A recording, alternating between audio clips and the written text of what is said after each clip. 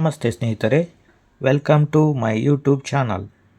ನಮ್ಮ ಇಂದಿನ ವಿಡಿಯೋ ದ್ವಿತೀಯ ಮಂತ್ರಾಲಯ ಹೊನ್ನಾಳಿ. ಇದರ ಇತಿಹಾಸವನ್ನು ತಿಳಿಯೋಣ. ಈ ಮಠವು ತುಂಗಭದ್ರಾ ನದಿಯ ತಟದ ಬಳಿ ಇದೆ.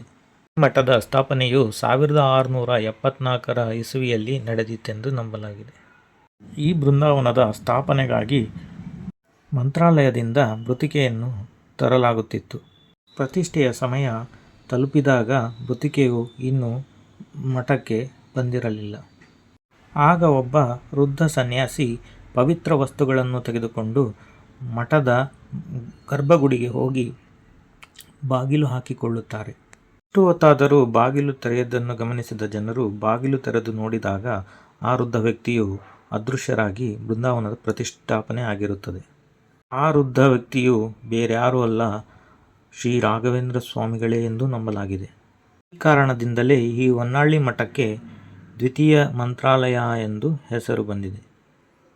ಹೊನ್ನಾಳಿಯಿಂದ ಹಾವೇರಿಗೆ ಹೋಗುವ ರಸ್ತೆಯಲ್ಲಿ ಬಲಬದಿಯಲ್ಲಿ ಭಾರತ್ ಪೆಟ್ರೋಲ್ ಬಂಕ್ ಇದೆ.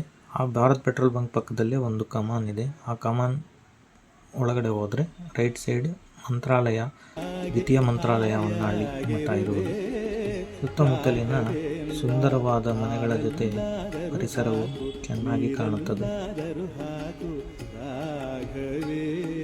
ಹೀಗೆ ಮುಂದೆ ಹೋದರೆ ಅಲ್ಲಿ ಕಾಣುತ್ತಿರುವುದೇ ತುಂಗಭದ್ರಾ ನದಿ. ಪ್ರಶಾಂತವಾಗಿ ಹರಿಯುವ ಈ ತುಂಗಭದ್ರಾ ನದಿಯ ತಟದಲ್ಲಿಯೇ ನೆಲೆಸಿರುವುದು ಈ ದ್ವಿತೀಯ ಮಂತ್ರಾಲಯ ಶ್ರೀ ರಾಘವೇಂದ್ರ ಸ್ವಾಮಿಗಳ ಮಠ. ಹರಿಯುತ್ತಿರುವ ತುಂಗಭದ್ರಾ ನದಿಯಲ್ಲಿ ಮಿಂದೆದ್ದು ರಾಘವೇಂದ್ರ ಸ್ವಾಮಿಗಳು ಮಠದ ಸ್ಥಾಪನೆಗೆ ಪ್ರತಿಷ್ಠಾಪನೆ ಮಾಡಿದರು ಎಂದು ನಂಬಲಾಗಿದೆ. ಮಠದ ಸ್ವಚ್ಛತಾ ಕಾರ್ಯಕ್ರಮ ಶುರುವಾಗುವುದೇ ಈ ಪವಿತ್ರ ತುಂಗಭದ್ರಾ ನದಿಯ ತೀರದ ನದಿಯಿಂದ ಮಡಿ ಸ್ನಾನ ಮಾಡಿ ನೀರನ್ನು ಹೊತ್ತು ತರುವುದರಿಂದ.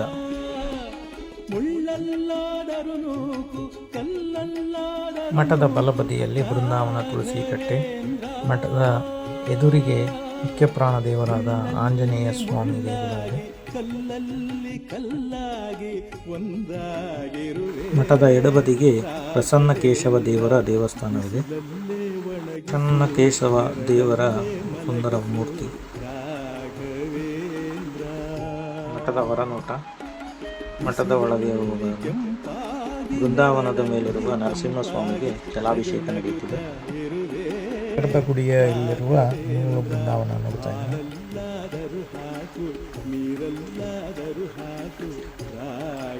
ಇದು ಮಠದ ಸುತ್ತ ಇರುವ ಪ್ರಾಂಗಣ ಪ್ರದಕ್ಷಿಣೆ ಮಾಡುವುದಕ್ಕೆ.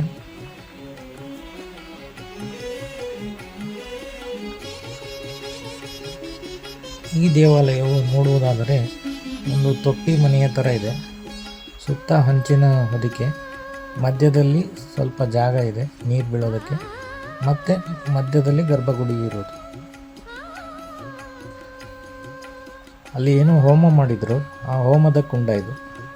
ಎಷ್ಟು ಚೆನ್ನಾಗಿ ನಿರ್ಮಿಸಿದ್ದಾರೆ ನೋಡಿ, ಇಟ್ಟಿಗೆಗಳಿಂದ, ಮುತ್ತದ ಮಣ್ಣಿನಿಂದ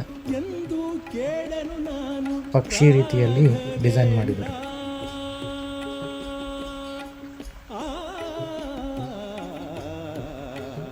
ಮಠದ ವಸ್ತುಗಳು ನೋಡಬಹುದು. ರಾಯರು ಬೃಂದಾವನಸ್ಥರಾಗಿದ್ದು 1671 ಇಸ್ವಿಯಲ್ಲಿ. ಈ ಬೃಂದಾವನ ಸ್ಥಾಪನೆಯಾಗಿರುವುದು 1674 ಇಸ್ವಿಯಲ್ಲಿ. 3 ವರ್ಷದ ಅಂತರದಲ್ಲಿ ಈ ಬೃಂದಾವನ ಸ್ಥಾಪನೆಯಾಗಿದೆ. ಬೃಂದಾವನದ ಶುದ್ಧೀಕರಣ ನಡೀತಾ ಇತ್ತು. ದಿನ ಏಕಾದಶಿ ಆಗಿರೋದ್ರಿಂದ ಶುದ್ಧಿ ಮಾಡಿದ್ದಾರೆ, ಅಲಂಕಾರ ಮಾಡಿ. ಅಲ್ಲಿ ನೋಡ್ಬೋದು ಮಧ್ಯಭಾಗದಲ್ಲಿ ಮಾತ್ರ ಗರ್ಭಗುಡಿ ಇದೆ. ಸುತ್ತ ಹಂಚಿನ ಹೊದಿಕೆಯೊಂದಿಗೆ ತೊಟ್ಟಿ ಮನೆ ಥರ ಡಿಸೈನ್ ಇದೆ. ಈ ಮಂದಿರ ತುಂಬ ಸುಂದರವಾದ. ನೀವು ಯಾವಾಗಾದರೂ ಈ ದೇವಸ್ಥಾನಕ್ಕೆ ಭೇಟಿ ನೀಡಿದ್ದರೆ ಕಮೆಂಟ್ನಲ್ಲಿ ತಿಳಿಸಿ. ಮೇನ್ ಎಂಟ್ರೆನ್ಸ್ ಥರದ ವಿಶೇಷ ವಿನ್ಯಾಸವುಳ್ಳ ದೇವಸ್ಥಾನವನ್ನು ನಾವು ಹೊರನಾಡು ಧರ್ಮಸ್ಥಳಕ್ಕೆ ಸುತ್ತಮುತ್ತಲದಲ್ಲಿ ಕಾಣಬಹುದು. ಈ ಪೂರ್ಣಬೋಧ ಸ್ತೋತ್ರ ಅಪ್ಪಣ್ಣಾಚಾರ್ಯರು ರಚಿಸಿರುವಂತಹ. ಮಠದ ಪಕ್ಕದಲ್ಲೇ ಕಾಮಧೇನು ಗೋಶಾಲೆ ಇದೆ, ತುಂಬ ಚೆನ್ನಾಗಿದೆ. ಹಲವು ಹಸುಗಳನ್ನು ಕಟ್ಟಿದ್ದಾರೆ, ಹಲವು ತಳಿಗಳಿದೆ.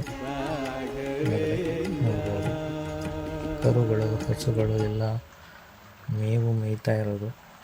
ಇದೇ ರೀತಿಯ ದೇವಸ್ಥಾನದ ದರ್ಶನಗಳ ವಿಡಿಯೋಗಳಿಗಾಗಿ ನನ್ನ ಯೂಟ್ಯೂಬ್ ಚಾನಲನ್ನು ಸಬ್ಸ್ಕ್ರೈಬ್ ಮಾಡಿಕೊಳ್ಳಿ, ಶೇರ್ ಮಾಡಿ ಮತ್ತು ಲೈಕ್ ಮಾಡಿ.